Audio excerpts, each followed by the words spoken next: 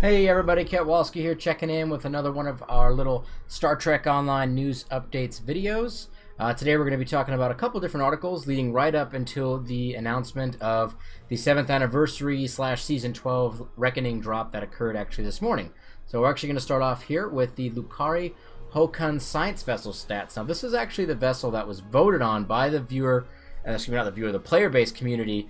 They had, I think, 6 different designs, and then you could go through and actually pick which one you wanted and then vote on it, and then after that you could, hopefully yours won, and then it would structure into a smaller brackets, and then eventually this is the ship that won.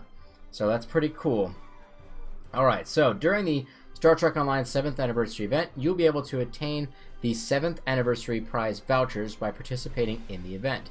These 7th anniversary prize vouchers can be spent on Event Rep project to obtain the Tier 6 Lukar Hakuna science vessel. This project requires 1,000 7th anniversary prize vouchers. 400 of these prize vouchers can be earned by completing Of Science and Portents featured episode for the first time. That's pretty cool. The Hakuna class is the first warp-capable ship that is entirely of Lukari design. Lukari engineers took what they learned from the Alliance starships and applied it to build something truly unique. The Hakuna is a highly agile starship that is specialized in providing support to allied starships. This starship features a lieutenant commander engineering and intel bridge officer station. I'm not going to go through all the different stats on this thing. I do want to talk a little bit about the universal console that comes on here and a little bit about the starship traits, and then we'll go through the pictures as usual. Okay, so the console universal protomatter field projector. The Lukar Hakuna science vessel comes equipped with a protomatter field projector universal console. Starships equipped with this console are capable of emitting a protomatter field. Remember, again, protomatter is actually the thing that the Zenkethi use to activate their bomb. So they're using it for destruction, and then the Lukar are using protomatter for exploration and energy source. Centered on them for a short period of time. Allies that enter this field will have their hull and shield regeneration rates dramatically increased as long as they remain within the area. This console also provides a passive bonus to hull and shield repair. And this console may be equipped to any starship, but only one may be equipped at a time. That's pretty standard for these fancy kind of trait things. After reaching level 5 in your Tier 6 vessel, you will unlock the Protomatter Capacitor Starship trait. While this trait is slotted, hitting an enemy with a charged particle burst, tachyon beam, or energy siphon will provide a stack of Protomatter charge. Each stack of charge increases the user's hull and shield regeneration, stacks up to 3 times. That's actually pretty cool, and that's kind of makes sense because these things right here, these are more towards science vessels and how they play the game, how science captains play the game and stuff like that. So it makes sense that utilizing these science abilities that we already have will actually stack onto the protomatter ability because this is a science ship. So that actually is pretty cool. The Braydon warp cores. This starship's warp pack also comes with the Braydon reconnaissance warp core. Romulan captains get the singularity core. Mark level of the warp core scales with the captain's level at the time of opening the reward pack. Lower some specifics on the warp core. Overcharged warp core increases maximum auxiliary power to 5. Overcharged auxiliary power levels to increase maximum auxiliary power period. Also used for increasing flight speed. Buffs your entire team, which is pretty cool. Freely upgradable to Mark X11. Further upgrades require technology points and dilithium as normal, which makes sense.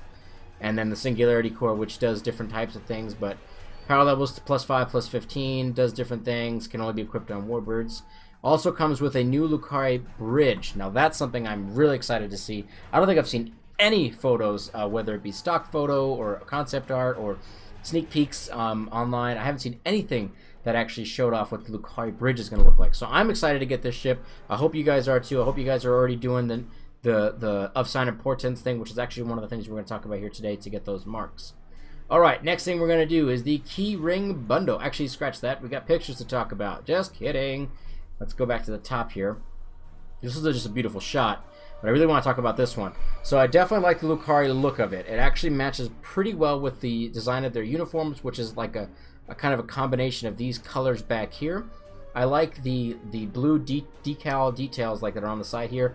I like the fact that it looks like paneling was put together. I don't know what these orbs are doing, but they just look really cool lit up. And then of course the main hull section that's like right here, perhaps it's even more of a saucer section. I'm wondering if this actually detaches or something like that. That'd be kind of cool. I do like the way that looks. That's pretty cool. And then, obviously, this is kind of a weird photo that they're using, I think, to kind of show off the skill of the protomatter field projector. So I'm wondering if this is actually how the protomatter field projector will look once you activate it in-game. I'm curious to see what it looks like. I haven't seen this thing in action yet. Here's the underside of it.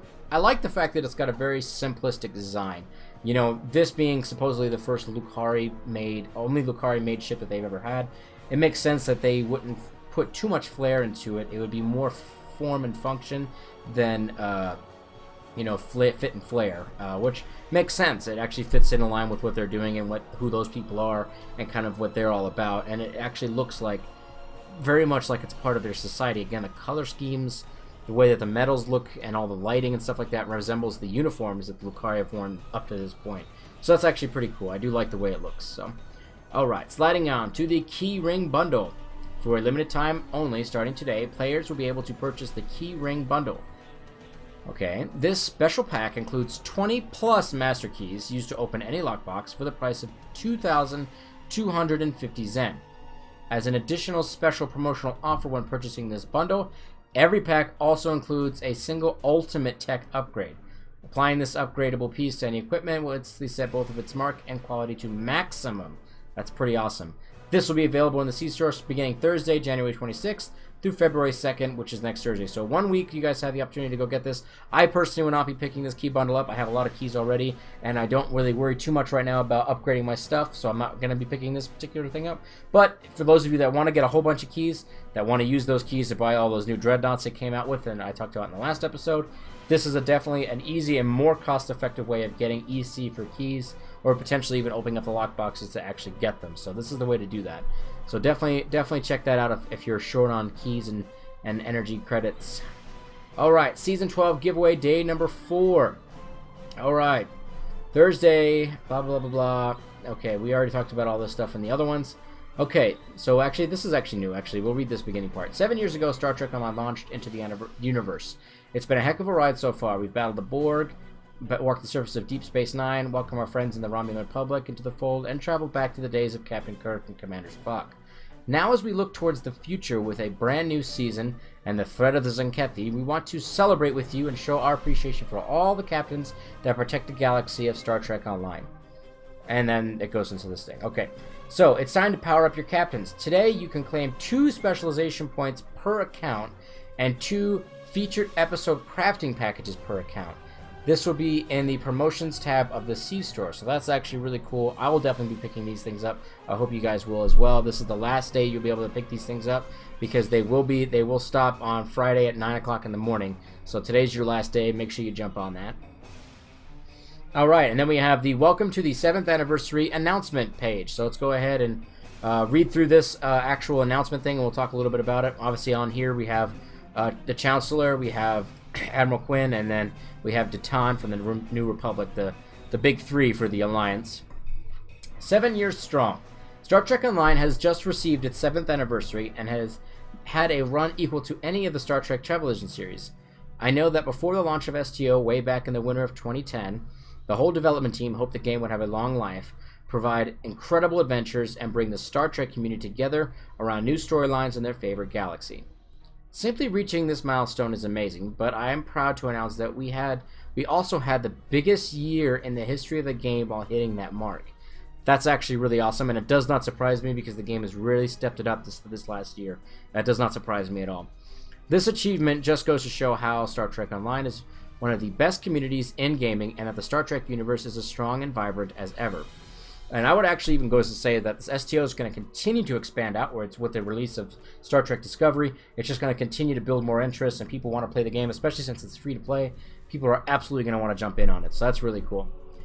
We went through quite a journey in 2016 as we celebrated the 50th anniversary of the original series throughout the year.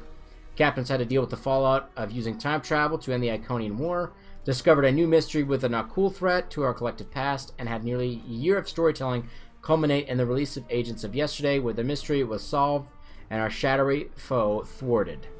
All of this while interacting with classic voice actors such as Walter Koenig, Chase Masterson, Matt Winston, Kip Plague Brown, and Chris Doohan. You guys know that is in fact the son of James Doohan, who played Scotty.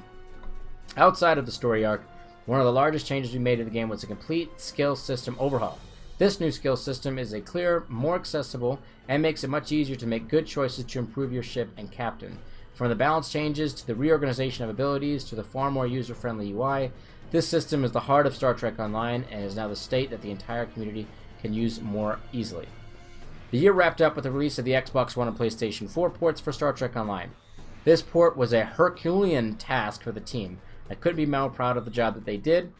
Coming up with a new control scheme, revamping the entire UI from scratch, and overhauling the entire lighting system were major accomplishments, especially that lighting scheme, because that shit is awesome. And the success we're seeing in consoles will mean great things for all platforms, which is great. 2016 was not just an amazing year for Star Trek, but it's the best year we've ever had. Our 7th anniversary celebration will kick off with the featured episode of Signs and Portents, which will take captains deeper into the coming story and give everyone a chance to earn the Lukar T6 science vessel, which was designed with help from you, the community. There are even more fantastic releases planned for 2017, and a continuation of the current storyline that will grow and weave as it takes us well into 2018. That's actually an interesting thing, because usually they do 2 or 3 story plot lines a year. So the fact that they're saying that this one, which is starting right now at the end of January 2017, is going to weave and create a storyline that goes well into 2018, that's monumental, that's bold on their part, and I'm excited to see how that's going to play out. In addition to all of the amazing stories and features that we have planned for the game, we have also a brand new series, Star Trek Discovery, starting later this year. There are more fantastic times ahead for Trek fans everywhere, and it's going to be a great time to jump into Star Trek Online and get on the adventure that's been running for 7 years. Come see what's out here. That's really great. This is from Steven Ricosa, executive producer of Star Trek Online. So that's really cool. It's a great little send-off for a 7th anniversary. Great little kickoff. Excuse me, not really send-off. I think that's a really cool little thing. I enjoy reading stuff like that because it helps connect me with the people that are actually creating the game and hearing what their thoughts are about the fans and where the game is. I actually didn't know that this was actually the biggest year of the history of the game. It's not a surprise. Number one, the year has been great for them. The 50th anniversary spurred a lot of interest. The Temporal War stuff spurred a lot of interest. And then, of course, they ported over to Xbox and PS4, which expanded out the player base exponentially. Alright, and then of Signs and Portents, Week 1 rewards. Each week will roll out new rewards for the featured episode of Signs and Portents. The first week's reward is the Bradion Reconnaissance Deflector Array. In addition, the first completion of this mission on the account will grant you the featured episode weekly reward box. This box gives you a choice of an enhanced universal tech upgrade or a captain spec point box, which gives the character open at a specialization point. The weekly reward box, tech upgrade, and spec point box are all bound to account and may be freely traded between your own characters. That's pretty cool. Creative use of the Subatomic Chronicles with an intent on making a ship designed to explore safely led to the creation of the Reconnaissance Technology set. This set uses Bradion particles to enhance the ship's stealth detection rating and resistances to various debuffs. Alright, that's pretty cool. So let's take a look really quick. So you have 2 pieces of the set. This two-piece bonus gives you an increase to perception, flat straight auxiliary power, and an auxiliary power bonus that scales off of your current auxiliary power, which is really awesome. So that's really great for perception and a whole lot of auxiliary benefits. You have the 3-piece set, so you definitely, these are all stackable, so you include the 2, the 3, and the 4 all together. So the 3-piece bonus set provides an increased engine power, impulse expertise, and reduces the cooldown of your transwarp drive, which I'm sure everyone's going to love. And then the 3-piece, the 3-piece, this 4-piece, it's supposed to say this 4-piece, okay. Lockout duration of shield loss Saphites, a passively triggered buff on the shield, and increases the effectiveness of micropulse overcharge and active power on the engine. That's pretty cool. So completing this not only gets you the 400 marks that you need in order to start working on towards getting the Tier 6 Hakuna Matata science vessel, and then also you need access, this will give you access to all the different Renaissance technology sets that you'll need in order to equip onto the Hakuna Matata so that it actually works and up to specs the way that they intended it to be when they originally designed the ship, which is pretty cool.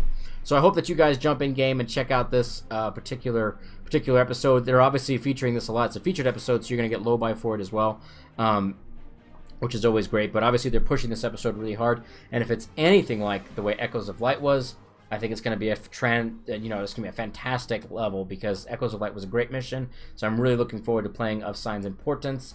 here shortly. So I appreciate you guys checking this video out. Tell me what you guys think. Are you excited that we're in the 7th year? How many more years do you think Star Trek Online has in it? Do you think that we're reaching the end? Do you think that we have another 7 years to go and it's just going to keep on growing? Or I'm curious to hear what you guys think.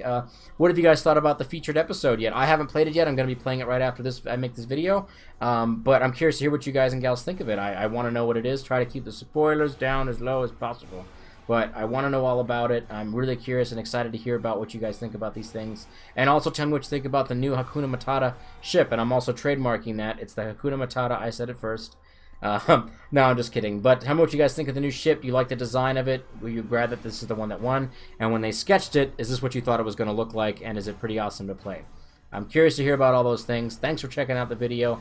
Please follow me on Twitter at RealKetwolski and throw a like and a subscribe up on YouTube. And I will catch all of you guys later. Live long and prosper, my Trekkies!